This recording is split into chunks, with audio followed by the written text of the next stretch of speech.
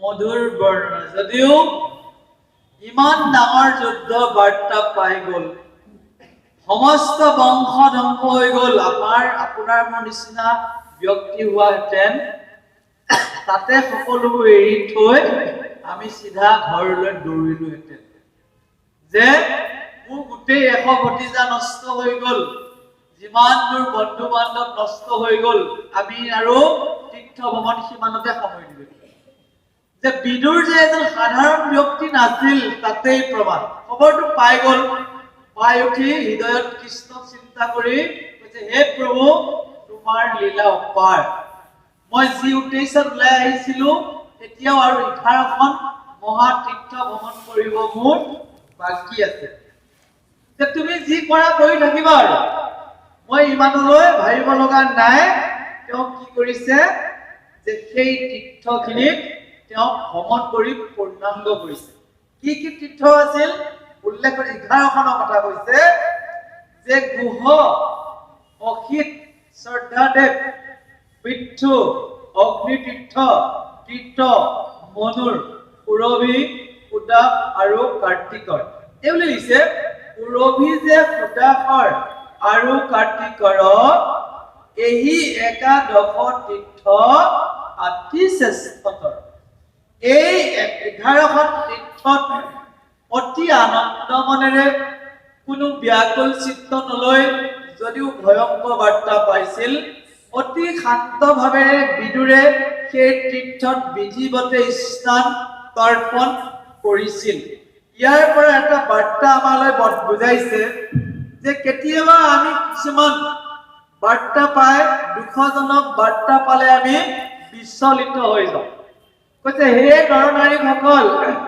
বিদুৰৰ চৰিত্ৰৰ পৰা তোমালোকে শিকি লোৱা যিমান ডাঙৰ বিপদ নহওক আমি বিচলিত হ'ব নালাগিব বহুত ডাঙৰ বাৰ্তা আৰু কেতিয়াবা আমি খুব ভাল বাতৰি পালে আমি আত্মহাৰা হৈ যাওঁ আনন্দত গীতাই কৈছে নহব তুমি আনন্দটো অধীৰ হোৱা দৰকাৰ নাই বিপদতো বিচলিত হোৱা দৰকাৰ নাই তুমি যি আছা স্থিৰভাৱে মোক স্মৰণ কৰি কাম কৰি যোৱা তাক কোৱা হৈছে স্থিতপ্ৰজ্ঞ কেতিয়াবা আপুনি প্ৰশংসা পাইছে বুকু যদি ফুলি যায় বা খুব সন্মান কৰিছে ভুল কোনে জানে প্ৰশংসাৰ বিপৰীত নিন্দা হয়তো আপোনাৰ লগত খাৰা হৈছে কেতিয়াবা আপোনাক কোনোবাই নিন্দা কৰিছে আপুনি কৈ দিয়ক হে প্ৰভু আজি চাগে পাব লগা আছিল এইখিনি আৰু কোন জন্মত বা মই তেওঁক কান্দিয়া কৰিছিলো আজি তেওঁৰ এইটো সোধালে আৰু চাব দেই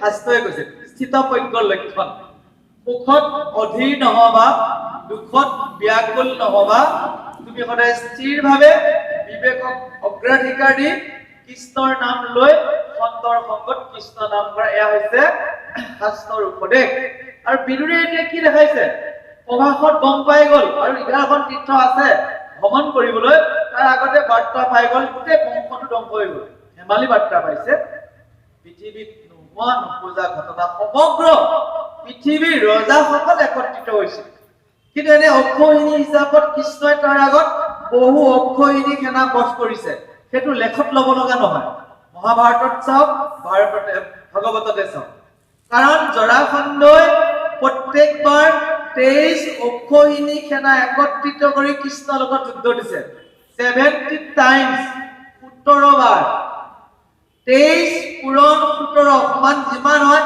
সিমান অক্ষয়িনী মহাভাৰতৰ যুদ্ধই পাত্তাই নাপায় মহাভাৰতৰ 18 অক্ষয়িনী আছে পাণ্ডৱৰ পক্ষত 7 অক্ষয়িনী 11 অক্ষয়িনী কৌৰৱৰ পক্ষত 18 অক্ষয়িনী 23 অক্ষয়িনী দেখতে কিফালে 5 অক্ষয়িনী বাঢ়ি আছে কিন্তু মহাভাৰতত কিয় ভয়ংকৰ যুদ্ধ বুলি কৈছে তাত আছিল পৃথিৱীৰ বছা ৰজা মহাৰজা জৰাসন্ধ অকলে ৰজা বাকীবোৰ সৈন্য সমান্ত চাবলগীয়া কথা নাই ইমান ইয়াত কিন্তু সমগ্ৰ পৃথিৱীৰ ৰজাক একত্ৰিত কৰি শ্ৰীকৃষ্ণই এটা হত্যাৰ যজ্ঞ কৰিছিল মহাভাৰত ভালদৰে অনুভৱ কৰিলে মহাভাৰত বুলি ক'লে বহুতৰে বুকু কঁপি যায় হাজাৰ হাজাৰ লাখ লাখ নাৰী অকাল বৈধব্য হৈছিল কিমানজন শিশু পিতৃহীনা হৈছিল অৰ্জুনে ভয় খাই গৈছিল যে সমাজখন বিশৃংখল হৈ যাব যুৱতী নাৰী এগৰাকী বিধৱা হোৱাৰ পিছত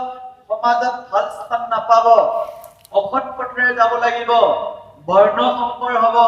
হে কৃষ্ণ, পৃথিৱীত ধৰ্মই নৰব, মই গান্ধীক পেলালো, যুদ্ধ নকৰো।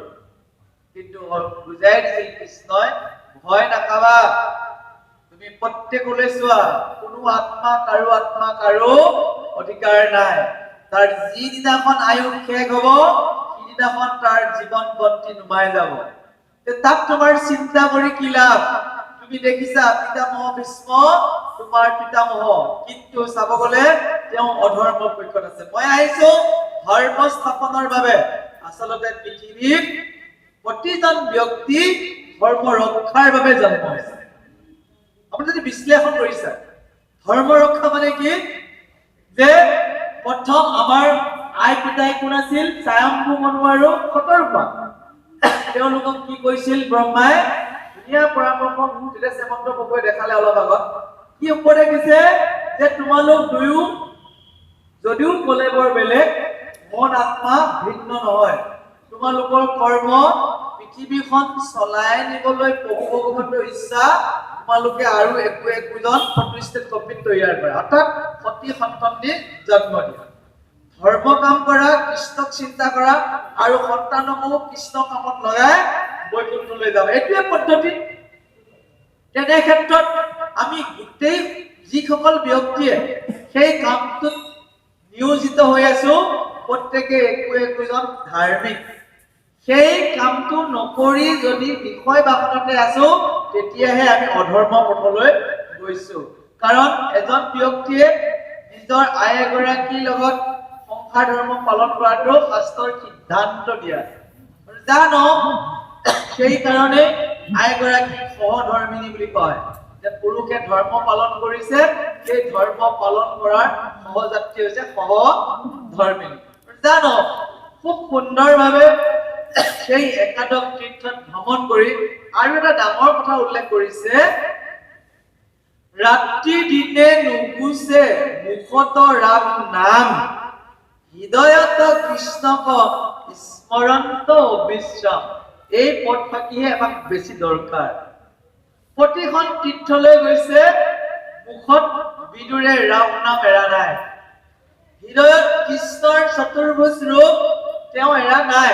কৃষ্ণৰ চতুৰ্ভুজ ৰূপ সমস্ত ব্যাপী আছে কাৰণে সেই ৰূপ ধ্যান কৰিবৰ কাৰণে প্ৰতিজন মহাপুৰুষে প্ৰতিজন ধৰ্ম প্ৰচাৰকে সোঁৱৰাই দি দিছে যে আমি বাহিৰ আৰু ভিতৰ দুইটাই শুদ্ধি কৃষ্ণ নাম লৈছো বাহ্যিকভাৱে, আভ্যন্তৰীণভাৱেও প্ৰভু ভগৱন্তক আমি ধ্যানত পাব লাগিব।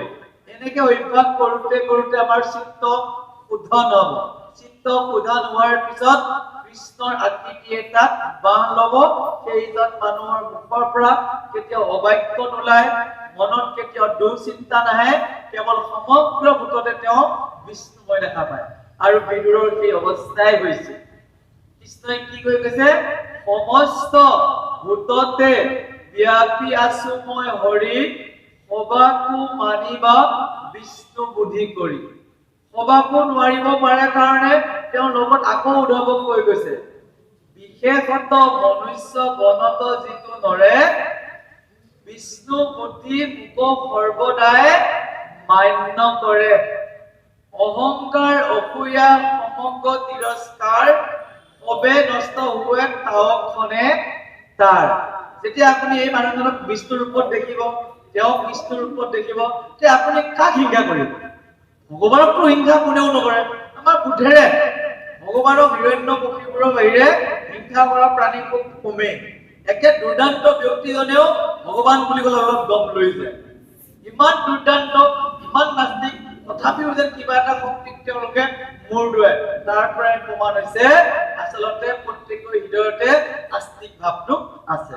সেয়েহে ভাগৱতে আমাক বাৰ্তা দিছে যে বিদুৰে যিদৰে মুখত অবিশ্ৰাম নাম লৈছিল, আমি অবিশ্ৰাম নোৱাৰিলেও মাজে মাজে যাতে আমাৰ মুখত জয় কৃষ্ণ জয় মাধৱ গোবিন্দ শব্দ থাকে। মাধৱ মাধৱ নাম বচনত কুমৰয়, মাধৱ মাধৱ নাম হৃদয়ত, নিৰন্তৰে সাধু কবে, মাধৱ মাধৱ নাম উচ্চৰয় সমস্ত কাৰ্য। যিজন কৃষ্ণৰ ভক্ত মাজে মাজে তেওঁ কৃষ্ণৰ নাম উচ্চাৰণ কৰিবই। সেইটো খাটাং তাতেই চিন যে সেইজনে ভক্ত। মাধৱ মাধৱ বাসী মাধৱ মাধৱ হৃদি স্মৰণতে সাধৱে সৰ্ব কাৰ্যেষু মাধৱ। হে নৰনাৰীসকল, হে শ্ৰোতাগণ, আহক আমিও মাধৱৰ নাম অবিশ্ৰাম ল'বলৈ যত্ন কৰিম আৰু এই জীৱনটোতে আমাৰ মহাপুৰুষ মাধৱদেৱে কোৱাৰ দৰে জীৱনটোতে আমি মুক্ত হৈ যাম। বহুত ডাঙৰ কথা। বন্ধন আৰু মুক্ত আপুনি বিশ্বাস কৰি থাকিব। বন্ধন মানে কি, মুক্তি মানে কি, যে জীৱনটো এৰোতেতো আত্মাটো বৈকুণ্ঠলৈ যাবগৈ। যিমান ভাগৱত প্ৰেমী হৈছে আপোনালোক, যিদৰে অনুভৱ কৰা হৈছে, সেই দেখা পাব জীৱনটোতেও আপোনালোকে মুক্ত হৈ যাব পাৰে। তাৰ ধুনীয়া ফৰ্মুলা আছে। এই নামঘোষাৰ প্ৰথম নামটো যদি আপোনালোকে ঘোষাটো যদি আপোনালোকে ৰিচাৰ্চ কৰি উপলব্ধি কৰে, তেতিয়া গাব পাৰি। মুক্তিত নিষ্ক্ৰিয় হৈ যিটো সেই ভকত নমক কৈ থাকিব পাৰি। কিন্তু কওঁতে কওঁতে গৱেষণা কৰোঁতে কৰোঁতে এটা বস্তু তাত পাই যায়, মুক্তিৰ অনুভৱ হৈ যাব। যদি কোনো কৰ্ম বন্ধনে আপোনাক নাপায় এই জীৱন। সেইকাৰণে মহাপুৰুষ মাধৱদেৱে বহুত চিন্তাৰ চৰ্চা কৰি গুৰুৰ বাক্য শিৰোধাৰ্য কৰি নাম ঘোষাত প্ৰথমটো দিছে। প্ৰথমটো বুজি পাওঁতে প্ৰায় 8 বছৰমান লাগিছিল। মই বুজি পোৱা নাই কি মুক্তিৰ কথা কৈছে, কি মুক্তি জীৱনটোতে সেই ভকতক নমন কৰিছে। আৰে মানুহজন যদি মুক্তি হৈ গ'ল, সেইজনকতো নমন কৰিব পাৰিছে মই নাপামেই। ভয়ংকৰ কথা কৈছে যে আত্মাটো দেহটো এৰি মুক্ত হৈ যোৱা ভকতজনক সেৱা কৰা নাই। এই পৃথিৱীত থাকোঁতে যিজন ভক্তই সমগ্ৰ কৰ্ম বন্ধনৰ পৰা মুক্ত হৈ কৃষ্ণৰ চিন্তাতে জীৱন অতিবাহিত কৰিছে, সেইজন বোলে কৈছে সেইজনে চিৰনমস্য। সেইকাৰণে অনুভৱ এটা কৰিবৰ কাৰণে আপোনালোকলৈ এইটো বাক্য এৰিলো। বিশেষ বিশেষ 4খন নামঘোষাত বিশ্লেষণ কৰিছে কৃষ্ণানন্দ ব্ৰহ্মচাৰীদেৱে। তেওঁ ঘোষামৃতত কৰিছে, তাৰপিছতে ৰসামৃতত কৰিছে, ভাৱামৃতত কৰিছে, ৰসামৃতত কৰিছে ইলাৰাম দাস প্ৰভুৱে। নতুন এজন প্ৰভু, মই নামটো পাহৰিছো মাত্ৰ, নামঘোষাৰ ওপৰত বৰ ডাঙৰ বিশ্লেষণ আগবঢ়াইছে। তীৰ্থনাথ গোস্বামীদেৱে আগবঢ়াই গৈছে। কিন্তু আমি মুখস্থ বহুতৰে আছে, কিন্তু উপলব্ধি কৰোঁতে বহুদিন লাগে। সেইটো উপলব্ধি কৰি কৃষ্ণ নাম লওঁ আহক, নিজেই দেখিব এজন বন্ধন মুক্ত মহান ভকত। জয় কৃষ্ণ। হে কৃষ্ণ কৃষ্ণ বলে উঠুকে নাচন্ত উপজয়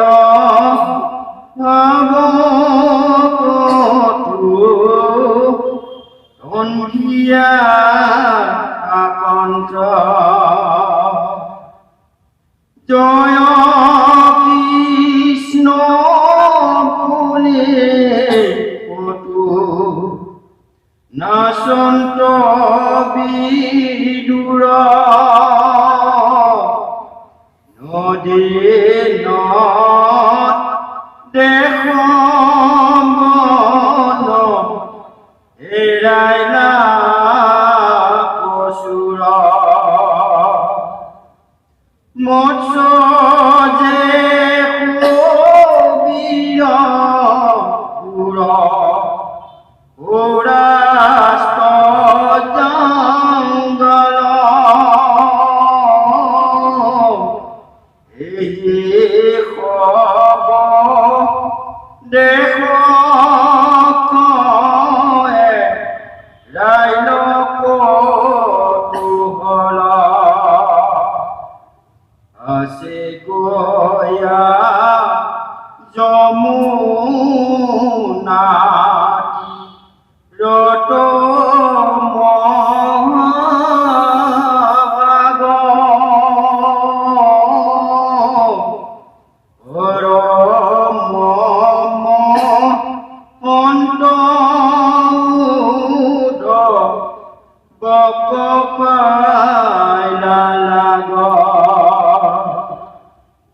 জিলু জিলু কুলি হৰি নন্দ গলে বান্ধে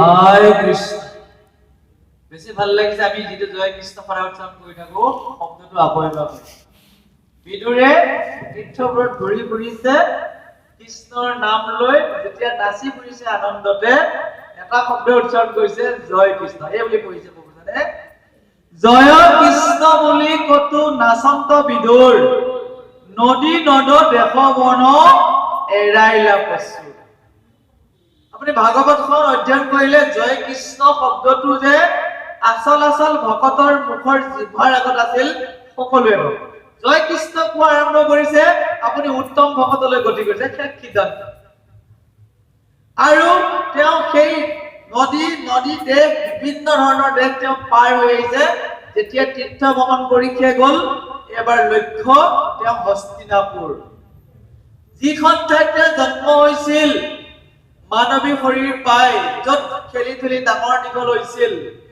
যিখন ৰাজ্যত তেওঁ মন্ত্ৰণাদাতা হিচাপে মন্ত্ৰী পদ পাইছিল তেওঁ সেই দেশলৈ ঢাপলি মেলোতে বৰ সুন্দৰ এটা সুযোগ ঘটি গ'ল আহি মথুৰাৰ ওচৰত যমুনাৰ পাৰত লগালগি হৈ গ'ল পৰম মহন্ত উদ্ধৱৰ লগত বিদুৰ আৰু উদ্ধৱৰ মহামিলন হৈছিল কোন জাগাত যমুনাৰ পাৰ উল্লেখ কৰিছে পাছে গয়া যমুনা তীৰত মহাভাগ পৰম মহন্ত উদ্ধৱক পাইলালা যেতিয়া দুজন বন্ধু লগালগি হ'ব নিশ্চয় কথা পাতিব আৰু সব দুয়োজনো পৰম বৈষ্ণৱ যিজন যমৰাজাই পাপীৰ শাস্তিৰ দায়িত্ব লৈছে তেওঁ হৈছে কৃষ্ণৰ পৰম ভক্ত বৈষ্ণৱ লিষ্টত আছে যমৰাজা যিজন উদ্ধৱৰ কথা পাইছো যে কৃষ্ণই মানৱী তনু ধৰোতে কৃষ্ণই খোৱা উচিষ্ট খাইছিল কৃষ্ণই পিন্ধি এৰা যি কাপোৰ আছিল তাকেহে পিন্ধিছিল সেইজন উদ্ধৱ মহন্ত দুইজনে লগ হৈছে বিদুৰে গম পাইছে কুৰু বংশ ধ্বংস আৰু উদ্ধৱে গৈছে কৃষ্ণক শেষ বিদায় কৰি ডাঙৰ মুহূৰ্ত এইটো বিদুৰ উদ্ধৱ সংবাদ অতি গুৰুত্বপূৰ্ণ দুয়োজনেই জানে যে নিৰাকাৰ ৰূপে সৰ্বব্যাপী থকা কৃষ্ণই ভকতৰ কল্যাণ সাধনৰ নিমিত্তে কেতিয়াবা অৱতাৰ গ্ৰহণ কৰে সগুণ হৈ যায় নিৰ্গুণ নিৰাকাৰ কেতিয়াবা সগুণ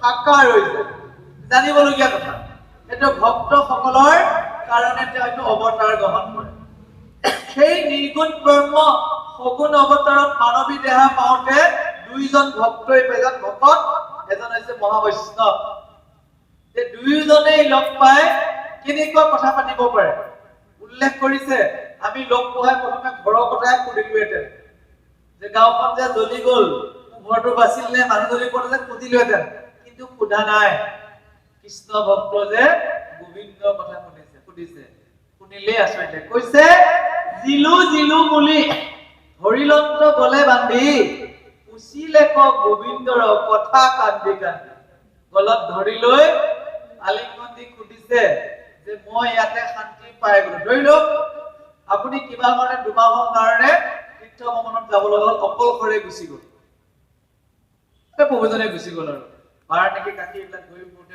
অকলে যাব লগা যে কোনোবা জেগাত ঘূৰি আহোঁতে নৱদ্বীপ পাইছেহি কোনোবা এজন অসমৰ মানুহ কান্ধতে গামোচাখন লৈ থকা দেখা পাইছে আপোনাক কেনেকুৱা লাগিব কিমান এটা মধুৰ মুহূৰ্ত আমাৰ নিজৰ জীৱনতো ঘটিছে অকলে তীৰ্থবোৰত ঘূৰি ফুৰো বেলেগক লগ ধৰিলেও কেতিয়াবা লগেই নাপাওঁ মই যোৱা যাবই নোৱাৰে অকলে প্ৰায় ভ্ৰমণ কৰিব এবাৰ বিৰাট অকলশৰীয়া হ'লো এবাৰ চনটো মোৰ মনত নাই 14-15 ভিতৰত ইমান ভয়ংকৰ অকলশৰে ভাবিব নোৱাৰি অসমীয়া শব্দ এটা শুনা নাই অসমীয়া শব্দ এটা ক'ব পৰা নাই কেৱল বাংলা হিন্দী একেটাতে চলি আছে তাৰপিছতে মোৰ বেয়াও লাগিছে নাই যে অকলে নৱদ্বীপত পৰিভ্ৰমণ কৰি আছো ৰাতি ক'ত থাকি মোৰ নিশ্চয় এটা নাই যদি সুবিধা পাওঁ সৰু এটা প্লাষ্টিকৰ মোনা নিচিনা বেগে লৈ যাওঁ ইমান ষ্টাইলৰ কথা আহি নপৰে লাহেকে মচুৰিটো টানি দিওঁ পৰি থাকোঁ তেনেকে থাকে হ'লেও সিদিনাখন মোৰ খুব বেয়া লাগি আছে মানে কথা ক'ব মন গৈছে মই অসমীয়াত কাক ক'ব কাকোতো ক'ব নোৱাৰি ইতিমধ্যে আমাৰ হৰা বুলি কয় কমাৰকুছি এটা টিম গুচি গৈছে জগন্নাথলৈ যাব যাওঁতে মানে মায়াপুৰত সোমাই যাব মই দূৰৰ পৰা দেখিছো ডিঙিত গামোচা, এই বাপৰে বাপ, গোটেই যেন মোৰ এনেকুৱা লাগি গৈছে, মোৰ যেন প্ৰাণটো ঘূৰি আহিছে। চিনি নাপাওঁ মই মানুহ। গৈ তেওঁলোকক সেৱা কৰি মোৰ কান্ধতো গামোচা। তেওঁলোকে কৈছে প্ৰভু কাৰ লগত আহিল, কি কথা? মই ইমান কোৱা নাই, তেওঁলোকক দেখা পাই খুব ভাল লাগিল। তেওঁলোকৰ লগতে বহুত সময় কটালো, কথা বতৰা পাতিলো। লাষ্টত সুধিছে আপুনি কলৈ যাওক? মোৰো ঠিকনাই নাই, আহিছোহে মামায়পুৰলৈ, ঘূৰিয়ে ফুৰিছো। আজি আপোনালোকক পালো যদি আপোনালোকে যিটো ৰুমত থাকিব তাৰ বাৰান্দাতে থাকিম আৰু। কৈছে বাৰান্দাত কিয় থাকিব, আপুনি আমাৰ মাজত থাকিব লাগিব ইত্যাদি। সেই মুহূৰ্তটো মোৰ মনত পৰি যায়, আজিও মনত পৰিছে। কাৰণ তেওঁলোকৰ লগত হেঁপাহ পলুৱাই কথা পাতো 3 ঘণ্টামান। এজনেতো উঠিয়ে নোযোৱা হ'ল, খাবই যোৱা নাই, তেওঁ পাতি আছে ৰ'ব বোলে, কথা পাতি ভাল লাগিছে। মোৰো ভাল লাগিছে, কাৰণ ইমান দিনৰ মূৰত এজন অসমীয়া মানুহ পাইছো, এটা দল পাইছো। ঠিক সেইদৰে বিদুৰৰ এইটো মুহূৰ্ত যে তেওঁৰ বন্ধু বান্ধৱ অজস্ৰই আছে, কিন্তু তীৰ্থলৈ যাওঁতে ঋষিসকলক পাইছে, সন্যাসীক পাইছে, পূজাৰীক পাইছে, তীৰ্থযাত্ৰীক পাইছে, কিন্তু তেওঁৰ নিজৰ দেশৰ কথা শুনিবলৈ, হস্তিনাপুৰৰ কথা শুনিবলৈ, দ্বাৰকাৰ কথা শুনিবলৈ কোনো নাই। কাক পাই গ'ল? উদ্ধৱ। পাই যে জিলু অৰ্থাৎ মোৰ জীৱটো যেন ঘূৰি আহিল। ইমান ধুনীয়াকে গুৰুজনে অনুবাদ কৰিছে, সেইকাৰণে অনুবাদকসকল স্বয়ং কৃষ্ণ অৱতাৰ। মইতো গৌৰৱ কৰো, প্ৰভু ভগৱন্তই বৈকুণ্ঠত অন্ততঃ অসমীয়া ভাষা চলাই আছে। কিয় চলাইছে জানে? তাত যদি অসমীয়া ভাষা নাথাকিলেহেঁতেন, সেইখিনি সময়ত গোটেই সোপাই আহি যে ইয়াতে সংস্কৃতৰ পৰা অনুবাদ কেতিয়াও অসমীয়াত নপৰে। কি কৈছে? জিলু বুলি ধৰিলন্ত গলে বান্ধি, উচিলেক গোবিন্দৰ কথা কান্দি কান্দি। সকলোবোৰ ভাষাই জানে, তথাপিও এটা গৌৰৱ দিয়কচোন। যিখন ভাগৱত আমি অধ্যয়ন কৰি আছো, এইখন ভাগৱতৰ নিচিনা সুললিত ছন্দ, পদছন্দে বন্ধা এখন গ্ৰন্থও পৃথিৱীত নাপায়। ইংলিছলৈ অনুবাদ হৈ আছে, চাওক আপুনি যে বেলেগবোৰ গ্ৰন্থৰ ছবি ছন্দ, পদছন্দ, দুলৰি কিমান ছন্দ মিল আছে। ছন্দ ক'ত থাকে জানেনে? বেদত থাকে ছন্দ। যেতিয়া মন্ত্ৰ উচ্চাৰণ হয় তাক ছন্দোবদ্ধ। গীতাৰ 15 নম্বৰ অধ্যায়ত লিখা আছে, যতেই ছন্দোবদ্ধ ভাৱে শ্ৰীকৃষ্ণৰ কথা উচ্চাৰণ হ'ব, সেয়াই বেদৰ মন্ত্ৰ। বেলেগ কথা কৈছে, বুজিবলৈ অলপ অসুবিধা লাগে যে ছন্দোবদ্ধ ভাৱে প্ৰভু ভগৱন্তৰ গুণানুকীৰ্তন কৰা গ্ৰন্থখনৰ নাম বেদ। সেইকাৰণে এখন ভাগৱতো পঞ্চম বেদ। অতি সুন্দৰভাৱে সেই উদ্ধৱ আৰু বিদুৰে হেঁপাহ পলুৱাই গোটেই নিশা কথা পাতিছে। ক'ব পাৰিব জানো? ইমানবোৰ কথা আছে, জমা হৈ আছে। দুইজনে লগ হৈ গ'ল, এজনে কান্দি কান্দি যে কৃষ্ণ পৰমলোকে লৈ কৃষ্ণ হৰিটোৱে ভাগৱত হৈ গৈছিল, সেই ভাগৱতখন লৈ বদৰিকা লৈ গৈছে, জানিবলগীয়া তথ্য। আৰু ভাগৱত শাস্ত্ৰৰ মতে উদ্ধৱ এতিয়াও জীৱিত। কেইজনমান বিশেষ এতিয়াও জীৱিত। মহাপুৰুষ শংকৰদেৱে উদ্ধৱৰ লগত কথোপকথন কৰি আহিছে, কেইবাখন শাস্ত্ৰটো লিখিছে। আশা পুহি ৰাখিছো কেতিয়াবালৈ যদি বদৰিকালৈ যাব পৰা যায়, প্ৰভুৱে কৃপা কৰিলে আপুনি মই হয়তো লগ পাম। কাৰণ 6 ভকত 12 বৈষ্ণৱ কেতিয়াও কি হ'ব নোৱাৰে, বৈকুণ্ঠ প্ৰয়াণ হ'ব নোৱাৰে। শাস্ত্ৰত সিদ্ধান্ত দিয়া। আহক আৰু সুন্দৰভাৱে উদ্ধৱ আৰু বিদুৰৰ সেই মধুৰ মিলনৰ সময়কণৰ বিষয়ে পদছন্দে ৰচনা কৰিছে, আহক আমি শ্ৰৱণ কৰিছো। জয় কৃষ্ণ।